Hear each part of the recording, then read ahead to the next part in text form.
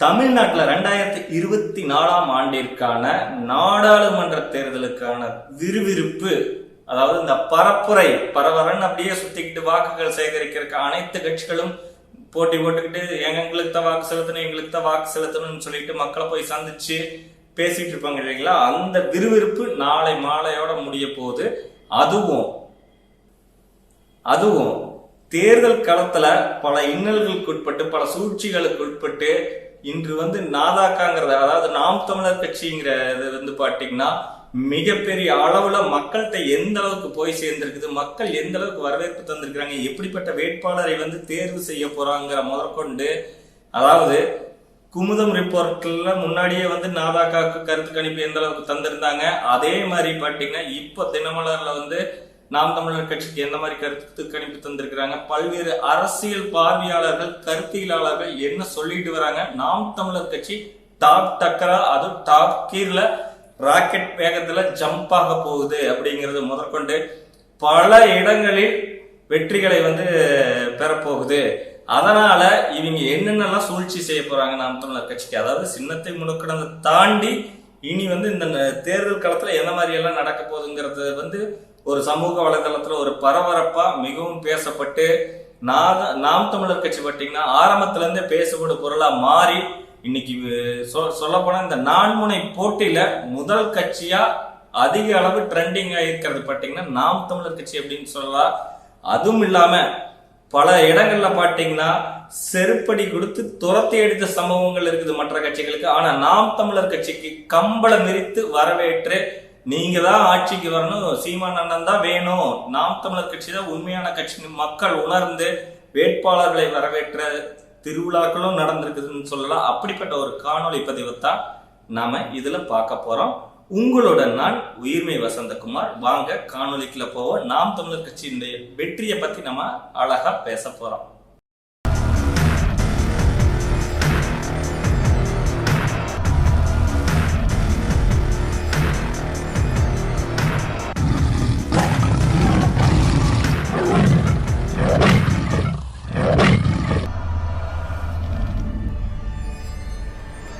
தாய் தமிழ் உறவுகள் அனைவருக்கும் அன்பு வணக்கம். நாம் தமிழர் கட்சி எல்லாத்துக்கும் தெரியும், நம்ம எல்லாம் சொல்ல வேண்டியதில்லை. ஏன்னா சமூக வலைதளங்கள்லயும் பத்திரிகைகள்லயும் ஊடகங்கள்லயும் மிகப்பெரிய பேசுபடு பொருளா இன்னைக்கு ட்ரெண்டிங் ஆகி நிக்குதுன்னா, நான்முனை போட்டியில 4 கட்சிகள் நிக்குது அப்படிங்கிறத விட இன்னைக்கு தனித்து நின்று பெரிய கட்சியா, உண்மையான கட்சியா, நேர்மையான கட்சியா இருக்கிறது நாம் தமிழர் கட்சி. வேட்பாளர்கள் உண்மையும் நேர்மையா மக்களை போய் அணுகி, அதாவது பணம் கொடுக்காம வாக்கு உறுதி கொடுப்பாங்க இல்லைங்களா, தேர்தல் அறிக்கைன்னு சொல்லிட்டு உறுதி கொடுத்து நீட் தேர்வு, அந்த தேர்வு ரத்து செய்வோம், கல்வி கடன் ரத்து செய்வோம், நகைக்கடன் ரத்தாகுன்னெல்லாம் போன தேர்தலுக்குலாம் சொல்லி இன்னைக்கு மக்களுக்கு முளத்தை அரைச்சு துண்டு போட்டாங்க இல்லைங்களா. அந்த மாதிரி இல்லாம அப்புறம் செங்கலை காமிச்சு என்கிட்ட ஒரு மந்திரம் இருக்குதுன்னு சொல்லிட்டு நான் பல்ல காமிக்கிறேன், அவர் பல்ல காமிக்கிறேங்கிற அரசியலை தாண்டி அனைத்து உயிர்களுக்குமான ஒரு அரசியலை பேசி மக்களிடையே உண்மையான கருத்துக்களை விதைத்து, கொள்கைகளை விதைத்து, அந்த வாக்குகளை அறுவடை செய்து, சாதியை பார்த்து போடுற ஓட்டு எனக்கு தீட்டு, அப்படி போடுற ஓட்டு எனக்கு வேண்டாம், மதம் சாதி பார்த்து எனக்கு தயவு செஞ்சு போட வேண்டாம், நல்ல கல்வியாளர்கள் வேட்பாளர்களாக நிறுத்தி இருக்கிறோம், அந்த கல்வியாளர்கள் நாளைய தலைமுறை வாழ்வு காப்பாற்றுவாங்க, உங்களுக்கான வேட்பாளராக நீங்க நினைத்தால், இந்த கொள்கை பிடித்திருந்தால், நாம் தமிழர் கட்சி பிடித்திருந்தால், அண்ணன் செந்தமிழன் சீமானை பிடித்திருந்தால் நீங்க வாக்களிங்கிற அளவுக்கு ஒரு உண்மை நேர்மையும் களத்துல நிக்கிறாங்க. அதுவும் பல இன்னல்கள் தாண்டி, சின்னத்தை முடக்கிறத தாண்டி, பல பிரச்சனைகள் தாண்டி, பரப்புரையிலேயே பல பிரச்சனைகளை அனுபவிச்சிருக்கிறாங்க. இருந்தாலும் பல கட்சிகள் நமக்கு ஆப்போசிட்டா, அதாவது எதிரியா நிப்பாங்க இல்லைங்களா, அத்தனை கூட்டு களவாணிகளும் வாக்கு சேகரிக்க போறப்ப கேள்வி கேட்டிருக்கிறாங்க. ஏங்க ஓட்டு வாங்கிட்டு போனீங்க, எம்பி ஆனீங்க, இன்னைக்கு வரைக்கும் உங்க பேரே தெரியலீங்க, மறந்து போச்சுங்க, நீங்க தான் எம்பியா இருந்தீங்களா, அப்ப நீங்க எங்களுக்கு என்ன செஞ்சிருக்கிறீங்க, ஒரு வருஷத்துக்கு 5 கோடி ரூபா, மொத்தமா 25 கோடி ரூபாய் 5 வருஷத்துக்கு எங்க தொகுதிக்குன்னு எப்ப பார்த்து எங்க இன்னல்களை எங்களுடைய அடிப்படை வசதிகளை நீங்க செய்து கொடுத்துருக்கிறீங்க, தீர்த்து கொடுத்துருக்கிறீங்க அப்படின்னு சொல்லிட்டு கேள்வி மேல கேள்வியை அடுக்கி வச்சு துரத்தி அனுப்பிச்சிருக்கிறாங்க. அப்படிங்கிறத தாண்டி வேங்கை வயல்ங்கிற ஒரு ஊர் இருக்குது இல்லைங்களா, எல்லாத்துக்கும் பிரபலமான, நான் இதை சொல்லவே தேவையில்லை, சமூக வலைதளங்கள்ல வந்த செய்தியும் ஊடகத்துல வந்த செய்தியும் பத்திரிகையில வந்த செய்தியும் மிகவும் பெரிய பிரச்சனையா பேசப்பட்ட பேசுபொருளா இருந்த ஊர்னு பாத்தீங்கன்னா தீண்டாமை செய்தியை பத்தி வேங்கை வயல் ஊரத்தை நம்ம சொல்லலாம். ஏன் அப்படின்னா, குடிக்கிற குடிநீர்ல அந்த தொட்டியில மலம் கழித்து விட்டார்கள் அப்படின்னு சொல்லிட்டு, மலம் கழிச்சு அதை கலந்து விட்டுட்டாங்க அப்படின்னு சொல்லிட்டு, அதனால அந்த பகுதியில் இருக்கக்கூடிய அதை பயன்படுத்தப்பட்ட அந்த குடிநீரை பயன்படுத்திய மக்கள் பாதிக்கப்பட்டு மருத்துவமனையில் அனுமதிக்கப்பட்டு மிகப்பெரிய பிரச்சனையாச்சு.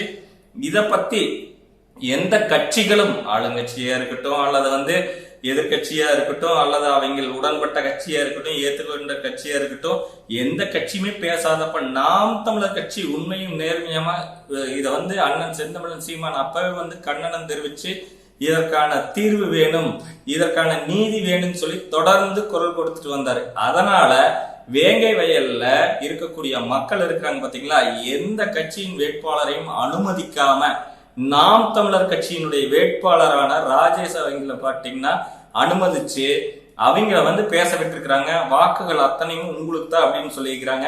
இதையும் தாண்டி பல்வேறு நம்ம கட்டத்துல பார்த்தோம்னா, பல்வேறு தொகுதிகளில் பார்த்தோம்னா வித்யா வீரப்பன் இருக்கிறாங்கல்ல, அதாவது வீரப்பன் ஐயா இருக்கிறாருல, அவருடைய மகள் கிருஷ்ணகிரி நாடாளுமன்ற தொகுதியில நிக்கிறாங்க இல்லைங்களா, அவங்களுக்கு வெற்றி வாய்ப்பு உறுதியாயிருச்சு. காளியம்மாள் இருக்கிறாங்களா, அவங்களுடைய வெற்றி வாய்ப்பு உறுதியாயிருக்குது. கார்த்திகா அவங்களுடைய வெற்றி வாய்ப்பு உறுதியாயிருக்குது. அதே மாதிரி திருப்பூர்ல பாத்தீங்கன்னா நம்ம மாக்கி சீதாலட்சுமி அக்கானுடைய வெற்றி உறுதியாயிருக்குது. இப்படி பல்வேறு தரப்பு, ஈரோடு எடுத்துக்கிட்டீங்கன்னா கார்மேகன் ஐயாவோட வெற்றி உறுதியா இருக்குது. இந்த மாதிரி பல்வேறு பகுதிகளிலும் பல்வேறு தொகுதிகளிலையும் பாத்தீங்கன்னா நாம் தமிழர் கட்சியின் வேட்பாளர்களுடைய வெற்றி ஓரளவுக்கு உறுதிப்படுத்தப்பட்டு பேசப்பட்டு வருகிறது. இது எந்த அளவுக்கு இந்த இவிஎம் மிஷின்ல சாத்தியம் அப்படிங்கிறது நமக்கு தெரியாது. அதையும் சமூக வலைதளத்துல வேற மாதிரி எல்லாம் சொல்றாங்க. அது உண்மையா பொய்யா அப்படின்னு தெரியாது, மக்களுக்கு தெரியும். என்னன்னு ஓரளவுக்கு உணர்ந்திருப்பாங்க. இன்னைக்கு அரசியல் புரிதல் தெளிதலோட அவங்க தன்னுடைய வேட்பாளர்களை இன்னைக்கு தேர்வு செஞ்சு அரசியல் மாற்றத்தை, அரசியல் புரட்சியை செய்ய போறாங்க. அப்படிங்கறத இந்த 2024 மிகப்பெரிய ஒரு மாற்றத்திற்கான, ஒரு வரலாற்றிற்கான ஒரு அரசியல் களம் சொல்ல இந்த தேர்தலை.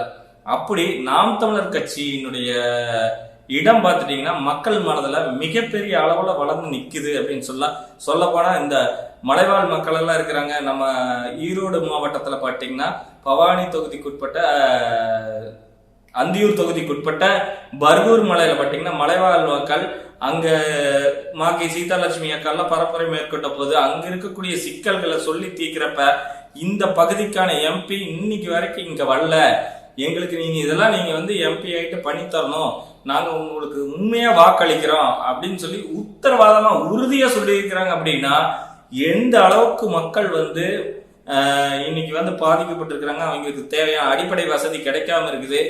வருஷத்துக்கு 5 கோடி ரூபாய் முதற்கொண்டு டோட்டலா பாத்தீங்கன்னா 5 வருஷத்துக்கு 25 கோடி ரூபாய் இருக்கிறப்ப இத சரியா இவங்க பயன்படுத்தி தரல அப்படிங்கறத மக்கள் பரப்புரை மேற்கொள்ளும் போது, துண்டறிக்கை தரும்போது, அந்த துண்டறிக்கை தரக்கூடிய நாம் தமிழர் உறவுகள்கிட்டையும் நாம் தமிழர் பொறுப்பாளர்கள்ட்டையும் நிர்வாகிகள்கிட்டையும் பரப்புரை மேற்கொண்ட வேட்பாளரான நாம் தமிழர் கட்சியினுடைய வெற்றி வேட்பாளர், திருப்பூர் பாராளுமன்ற தொகுதிக்கான வெற்றி வேட்பாளரான மாக்கி சீதாலட்சுமி அக்கா அவர்கள்ட்டையும் சொன்னாங்க. அதே மாதிரி நீலகிரியிலையும் பாத்தீங்கன்னா ஐயா ஜெயக்குமார் அவங்களுடைய நம்மளுடைய வெற்றி வேட்பாளர் ஜெயக்குமார் ஐயாட்டையும் பாத்தீங்கன்னா அந்த மலைவாழ் மக்கள் நிறைய விஷயங்களை பேசிக்கிறாங்க. நாம் தமிழர் கட்சி இந்த மாதிரி இன்னைக்கு களத்துல நிக்குது அப்படின்னா உண்மை நேர்மையுமா இருக்கிறதுனால மட்டும்தான்.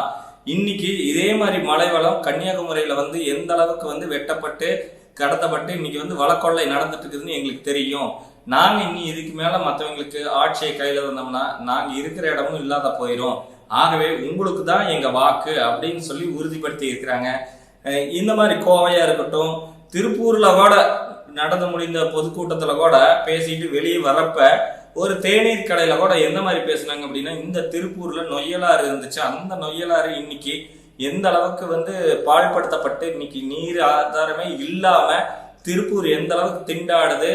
இந்த கம்யூனிஸ்ட் அதாவது கம்யூனிஸ்ட் கட்சி நம்ம நம்பி இருந்த அந்த தொழிலாளர்கள், அந்த முதலாளிகள் அத்தனை பேரும் இன்னைக்கு எந்த அளவுக்கு ஏமாற்றப்பட்டிருக்கிறாங்க. ஏன்னா கம்யூனிஸ்ட் பேசிட்டு வந்த கட்சியான கம்யூனிஸ்ட் கட்சியான அதனுடைய வேட்பாளரான சுப்புராயன் ஐயா வந்து இன்னைக்கு எந்த இடத்துலையும் அந்த திருப்பூர் தொழில் நசுங்கி போனதற்கான நூல்விலை ஏற்றத்திற்கான இந்த நெசவாளிகளுக்கான எந்த இடத்துலையும் அவர் வந்து குரல் கொடுத்து நிக்கல அப்படிங்கறது வந்து கவனிச்சிருக்கிறாங்க.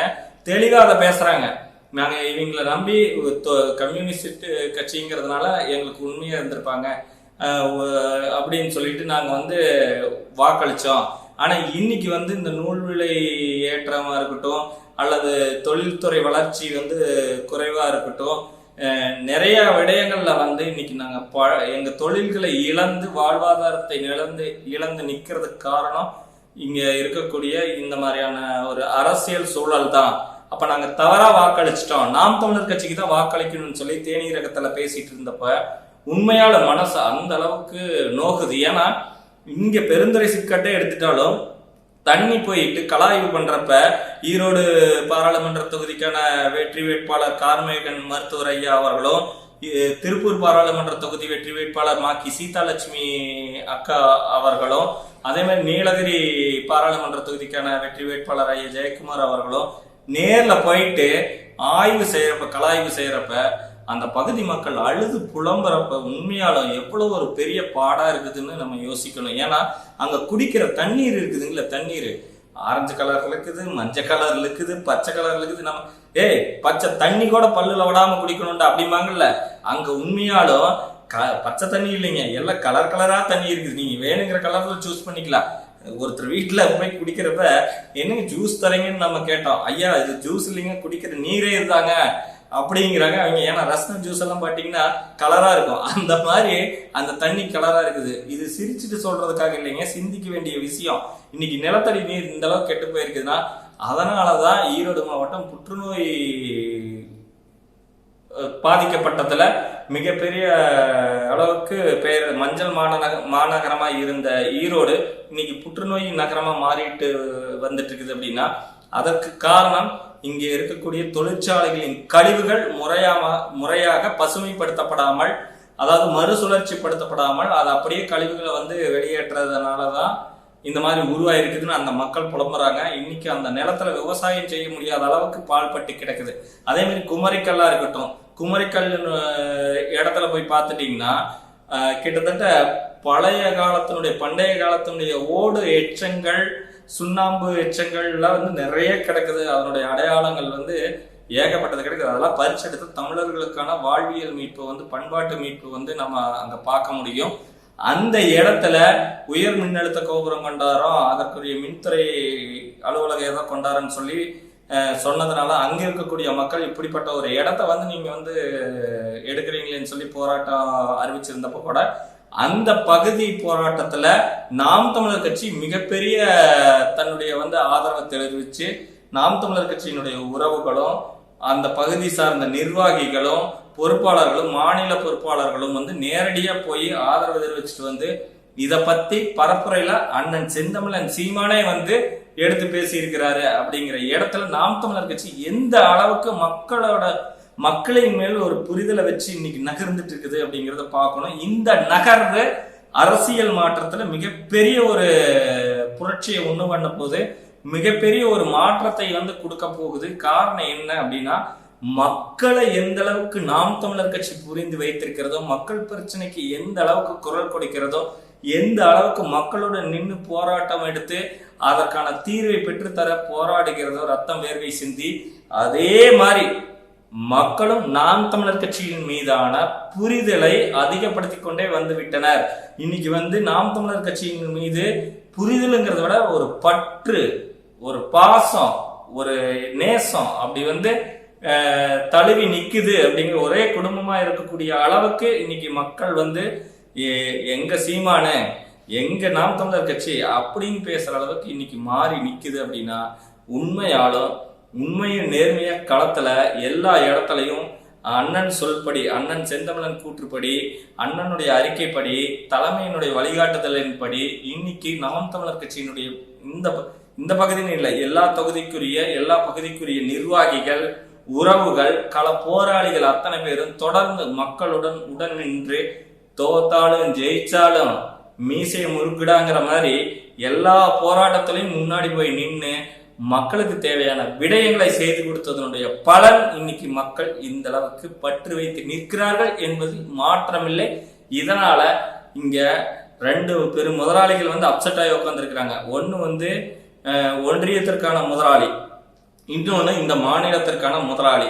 அதுல பெரிய அப்செட்டு ரொம்ப என்னடா பண்றது, இன்னைக்கு நாமளே நம்ம தவளை இந்த மாயால் கெடுங்கிற மாதிரி சுடலை தன்னுடைய செயல்களாலேயே சுட்டு போட்டுக்கிட்டாரு அப்படிங்கிறது தான் வந்து பெரிய விஷயமா பார்க்கப்படுது. காரணம் என்னன்னா, இப்போ அதாவது பரப்புரை நடந்து வந்தப்ப ஐயா ஸ்டாலின் ஐயா அவர்கள் வந்து பரப்புரை மேற்கொண்டப்ப நடைபயணத்துல வந்து ஒரு அம்மாட்ட கேட்கிறாரு, ஏமா உரிமை தொகையெல்லாம் வருதான்னு.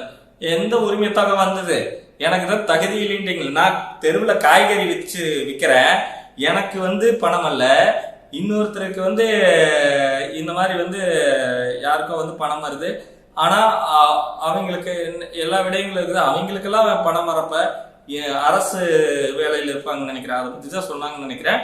அப்படி அவங்களுக்கெல்லாம் பணம் வரப்ப எனக்கு பணம் வர மாட்டேங்குது ஐயா அப்படின்னு அவங்க பேசவும் அவர் அப்செட் ஆகி அந்த அம்மாவை வந்து கடந்து போறாரு. அப்படிப்பட்ட இடத்துல பல இடத்துல நீங்க என்ன செஞ்சீங்க, இன்னைக்கு ஒரு எம்பி கேள்வி கேட்க விட மாட்டேங்கிறீங்க. ஒரு மக்கள், நான் வாக்களிச்சிருக்கிறேன், வாக்களிச்ச என்னைய பேச விடாம எம்பிட்ட கேள்வி கேட்க விடாம என்னை வந்து இந்த அளவுக்கு முடக்குறீங்கன்னா எப்படி உங்களை நம்பி நான் தேர்ந்தெடுக்கிறேங்கிற அளவுக்கு களத்துல வந்து மிகப்பெரிய ஒரு அரசியல் போர் நடந்துட்டு இருக்குது. மக்களுக்கும் இங்க இருக்கக்கூடிய ஆளுங்கட்சி எதிர்கட்சி, ஒன்றியத்தை ஆளுங்கட்சியா இருக்கட்டும், ஆண்ட கட்சியா இருக்கட்டும், எந்த கட்சியா இருந்தாலும் எதிர்ப்பை தெரிவித்து மக்கள் நிற்கிறார்கள். ஆனா அத்தனை பேரும் நேசிச்சு நிற்கக்கூடிய கட்சி எதுன்னு பார்த்தீங்கன்னா நாம் தமிழர் கட்சி. நேசிக்கக்கூடிய தலைவர், அதாவது நேசிக்கக்கூடிய கட்சியின் தலைவர், ஏன்னா மக்களுக்கு வந்து தலைவர்னு தான் தெரியும். மக்களின் தலைவரா வந்து இன்னைக்கு வந்து சீமானண்ண வந்து உயர்ந்து நிக்கிறாரு. பாகுபலி படத்துல எப்படி அந்த சிலை, தங்க சிலை வந்து மேல உயர்ந்து நிற்கும் பார்த்தீங்களா, வானலாவி நிற்கும் பார்த்தீங்களா, அந்த மாதிரி சீமானண்ண எல்லோருடைய மனதிலும் வந்து உயர்ந்து நிற்பது இவர்களால் வந்து பொறுத்து கொள்ள முடியவில்லை, இவர்களால் ஏற்றுக்கொள்ள முடியவில்லை. நைட்டெல்லாம் தூக்கம் இழந்து ஒண்ணுக்கு போறத கூட மறந்து, சாப்பிட்றத மறந்து, நமக்கு வாக்கு வருமா வராதா, மக்களை வந்து நம்ம தூக்கி எறிஞ்சிருவாங்களா, ஆமா உண்மையாலும் சுடலை தூக்கி எறிஞ்சிருவாங்க சுடலை. காரணம் என்ன அப்படின்னா, நீங்க அதாவது எப்படி சொல்லுவாங்க, ஆடாத ஆட்டம் எல்லாம் ஆடுனவ மண்ணுக்குள்ள போன கதை உனக்கு தெரியுமா அப்படிங்கிற மாதிரி இன்னைக்கு இந்த அளவுக்கு ஆட்டம் போட்டு மக்களை வந்து சுரண்டி ஏச்சு பிழைச்சு, இந்த மண்ணினுடைய வளங்களை சுரண்டி ஏச்சு பிழைச்சு, அதாவது தன்னுடைய குடும்பத்துக்கான அரசியலும் தன்னுடைய நிர்வாகிகளான அரசியலையும் செஞ்சுக்கிட்டு மக்களுக்கு இலவசங்கிற பேர்ல மக்களுக்கு வந்து ஒரு தேவையில்லாதது, அதாவது மக்கள் தேவை என்ன, அடிப்படையான ஒரு உணவு. சரி, அந்த உணவு பொருள் தேவைப்படுது. அடுத்தது நல்ல கல்வி. இங்க வந்து தரமான கல்வி வந்து இலவசமா கிடைக்குதானா? கிடையாது. கல்வி கடன் கொடுக்குறாங்களாமா, கல்விக்கு கடன் கொடுக்குறாங்க, யோசிச்சுக்கோங்க. அதே மாதிரி தூய குடிநீர். இப்பதான் சொன்னேன், பெருந்துறையில எல்லாம் பாத்தீங்கன்னா ஜூஸ்ன்னு நினைச்சு குடிச்சிருப்பேன், அவங்க என்ன சொல்றாங்க, ஐயா இது குடிநீருங்க ஐயா அப்படின்னு சொல்லி. அடுத்தது பாத்தீங்கன்னா காற்று. இன்னைக்கு காற்று எந்த அளவுக்கு நஞ்சாய் போயிருக்குது, டெல்லியிலயா இருக்கட்டும் சென்னையிலயா இருக்கட்டும், இன்னைக்கு காற்று எந்த அளவுக்கு நஞ்சாய் இருக்குதுன்னு சுற்றுப்புற சூழலை வந்து அறிவிக்கிறாங்க இல்லைங்களா, அந்த டிபார்ட்மெண்ட் இதை பத்தியே சொல்றாங்க. செய்தியிலையும் பார்க்குறோம், பனிமூட்டமாக துகள்கள் நிகழ்ந்து காணப்படுகிறது, மாசுக்கள் நிறைந்து விட்டது, காற்றுல கலந்து விட்டதுன்னு சொல்லி இன்னைக்கு காற்று நஞ்சாய் போச்சு. அடுத்தது நம்ம உணவுன்னு சொன்னோம்ல, அந்த உணவு கூட இன்னைக்கு வந்து உரங்களை போட்டு நஞ்சாக்கிட்டாங்க. யாராச்சும் ஒருத்தர் சொல்லுங்க பார்க்கலாம், இன்னைக்கு வந்து உணவு நஞ்சு இல்லாத உணவை நாங்கள் சாப்பிட்றோம்னு சொல்லி. இன்னைக்கு அதனாலதான் இத்தனை மருத்துவ பிரச்சனைகள் வந்து உருவாகுது. அதனாலதான் வந்து இத்தனை மருத்துவ செலவுகள் வந்து கல்வி செலவும் மருத்துவ செலவுமே ஒருத்தனை முடிச்சு கட்டிடுது. அப்போ இந்த அரசு யாருக்கு வந்து எந்த தேவையை எப்படி நிறைவேற்றணுங்கிற ஒரு கொள்கை பிடிப்பு இல்லாம இருக்கிறதுக்கு காரணம் என்னன்னா, இந்த அரசை கையில் எடுத்திருக்கும் அரசியல் கட்சிகளின் நிலைப்பாடும் கொள்கையும் தானே தவிர இந்த மண்ணிற்கும் இந்த மக்களுக்குமான உண்மையான ஒரு தலைவன் அந்த இடத்துல இல்லாததன் காரணம்தான். அப்போ இந்த மண்ணுக்கான, இந்த மக்களுக்கான, அனைத்து உயிர்களுக்கான ஒரு தலைவன் இங்க வந்து ஒரு தமிழ் தேசியத்தை வந்து கையில் எடுத்துக்கிட்டு இந்த தமிழ் மண்ணுக்கு உண்மையும் நேர்மையை நிற்கக்கூடிய ஒருவன் அப்படின்னு பாத்தீங்கன்னா நம்ம அண்ணன் செந்தமிழன் சீமான் தவிர வேற யாரையும் நம்ம குறிப்பிட்டு சொல்ற அளவுக்கு இன்னைக்கு காலத்துல இல்ல. நான்முனை போட்டியில, அதாவது இந்த 4 கட்சிகள்ல உண்மையான ஆக சிறந்த மிகப்பெரிய கட்சின்னு பாத்தீங்கன்னா, உண்மையான ஒரு ஒழுக்க கட்டுப்பாடோட மிகப்பெரிய ஒரு உண்மையான படையை கொண்டிருக்கக்கூடிய தளபதிகளை கொண்டிருக்கக்கூடிய கட்சின்னு பார்த்துட்டீங்கன்னா நாம் தமிழர் கட்சி தான்.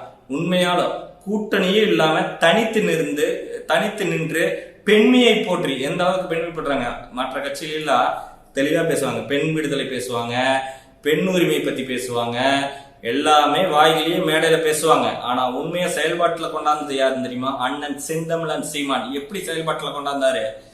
எல்லா தேர்தலையும் சம வாய்ப்பு பெண்களுக்கு. எப்படி இப்போ வந்து 40 தொகுதியில, அதாவது 39+1 புதுச்சேரியும் சேர்த்து மொத்தம் 40ன்னு வச்சுங்க. 20+20 ஆண்கள் 20 பெண்களை வேட்பாளராக நிறுத்தி இருக்கிறாரு. அதுல பெண்களை முதல்ல வேட்பாளர்களை நிறுத்தி தான் ஆண்களை அறிவிச்சாரு.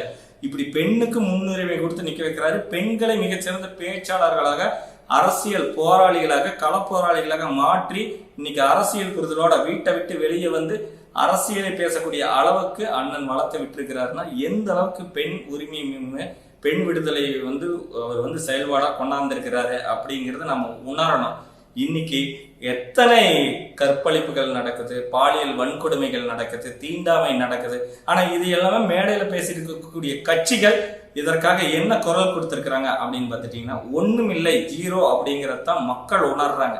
அந்த ஒரு காரணத்துலதான் இங்க எல்லாமே அடிபட்டு போகுது. இப்போ நாம் தமிழர் கட்சிக்கு விவசாய சின்னத்தை முடக்கிட்டு இன்னைக்கு மைக் சின்னம் கொடுத்திருந்தாங்க.